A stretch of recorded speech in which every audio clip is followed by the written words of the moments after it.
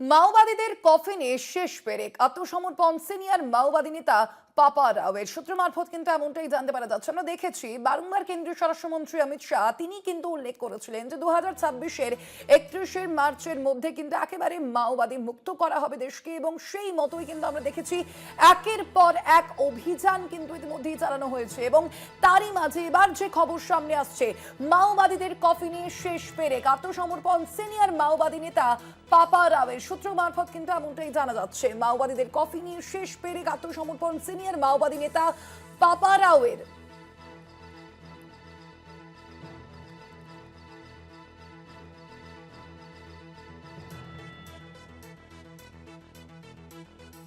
মাওবাদীদের কফিনে এবার শেষ পেরেক।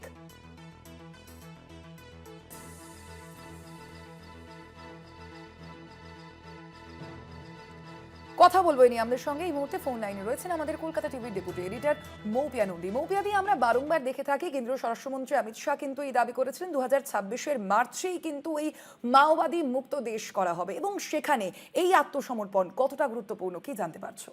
দেখো স্বর্ণালী, তুমি একদম যেটা বলেছো সঠিকভাবে, যে যেখানে আমরা জানি যে 2026-এর 31শে মার্চ মাওবাদী মুক্ত ভারতের যে টার্গেট সেট করে দিয়েছিলেন কেন্দ্রীয় স্বরাষ্ট্রমন্ত্রী অমিত শাহ, এই মুহূর্তে দাঁড়িয়ে সেখানে যে অনেকটাই অগ্রগতি হয়েছে সেটা বলাই বাহুল্য। এবং সেখানে দাঁড়িয়েই মাওবাদীদের যে শেষ দুর্গ সেখানে ধসটা নামতে চলেছে বলেই সূত্রের খবর। তার কারণ পাপা রাও যে মাওবাদীদের মধ্যে অবশিষ্ট যে একমাত্র সিনিয়র কমান্ডার, আমরা দেখেছি যে মাওবাদী শীর্ষ নেতা থেকে শুরু করে একাধিক কমান্ডার তারা কেউ এনকাউন্টারে খতম হয়েছেন, কেউ তারা আত্মসমর্পণ করেছে। এরকম জায়গায় দাঁড়িয়ে পাপা রাও খুবই গুরুত্বপূর্ণ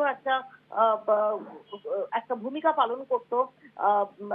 সেই পাপা রাও সে আত্মসমর্পণ করার ইচ্ছা প্রকাশ করেছে বলে আমরা জানতে পারছি। আমরা যেটা খবর পাচ্ছি যে স্থানীয় এক সাংবাদিক তার সঙ্গে পাপা রাও যোগাযোগ করেছে, এবং এখানে দাঁড়িয়েও যে বাহিনীর যে স্ট্র্যাটেজি সেটা কিন্তু অত্যন্ত তাৎপর্যপূর্ণ। স্বর্ণালী, মনে রাখতে হবে যে যেভাবে আমরা দেখতে পাচ্ছি যে এই পাপারাও যে কমান্ডার হিসেবে যখনই সে ঘোরাফেরা করতো, অন্তত 50-52-55 জনের একটা বৃত্ত, একটা বলয় তার আশপাশে থাকতো। ক্রমশ এই পাপারাওকে একলা এবং দুর্বল করে দেওয়া হয়েছে। সাম্প্রতিককালে পরপর যে এনকাউন্টার হয়েছে অবুঝমার লাগোয়া এলাকায়, সেখানে কিন্তু পাপারাও তার সঙ্গীদের অনেককেই হারিয়েছে, এবং তার যে সাপোর্ট নেটওয়ার্ক, যে সাপোর্ট সিস্টেম, সেই সাপোর্ট সিস্টেমকে দুর্বল করা হয়েছে প্রশাসনের তরফ থেকে। এবং যে কারণে দাঁড়িয়ে পাপারাও এখন এতটাই কোণঠাসা এবং একলা যে তার দিক থেকে বার্তা আসছে বলে আমরা খবর পাচ্ছি, সে আত্মসমর্পণের বার্তা দিচ্ছে। এই পাপারাওয়ের মাথার দাম ধার্য করা হয়েছিল 25 লক্ষ টাকা, এবং পাপারাও সে হচ্ছে যে ছত্তিশগড় যে স্টেট জোনাল কমিটি তার মেম্বার, এবং ওয়েস্ট বাস্টার ডিভিশনের সে চার্জে রয়েছে।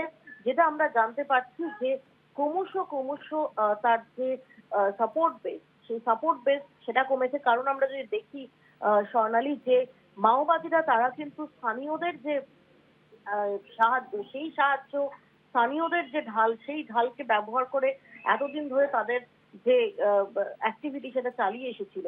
আমরা একই সঙ্গে দেখছি যেমন মাওবাদী দমন অভিযান, যেখানে কোথাও হালকা দেওয়া হচ্ছে না। মাওবাদীদের তরফ থেকে বারংবার শান্তির পথে আলোচনার বার্তা দেওয়া সত্ত্বেও প্রশাসনের, সরকারের বার্তাটা খুব স্পষ্ট, তাদের অবস্থানটা খুব স্পষ্ট যে হিংসা যতক্ষণ না ত্যাগ করছে মাওবাদীরা ততক্ষণ অবধি কোন রকম আলোচনা নয়। এবং এখানে দাঁড়িয়ে একদিকে যেমন মাওবাদী দমন অভিযান, তাতে গতি আনা হয়েছে, পরপর এনকাউন্টারের ঘটনা আমরা দেখছি। তার পাশাপাশি আমরা যেটা দেখছি স্বর্ণালী, যে জগরগুন্ডা সহ বিভিন্ন জায়গা যেগুলো 4 দশকেরও বেশি সময় ধরে একদম মাওবাদী স্ট্রং হোল্ড ছিল, স্বাধীনতার পর থেকে যেখানে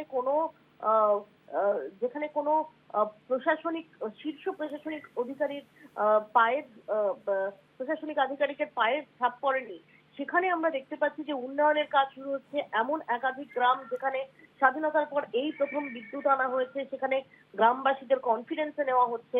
এইরকম ভাবে অত্যন্ত স্ট্র্যাটেজিক ওয়েতে তাদের কার্যক্রম চালিয়ে যাচ্ছে পুলিশ প্রশাসন, এবং যার ফল আমরা দেখতে পাচ্ছি যে মাওবাদীদের যে শেষ দুর্গ, সেই দুর্গেও কিন্তু এই মুহূর্তে ধস নামছে। ধন্যবাদ তোমায় মৌপিয়া দি।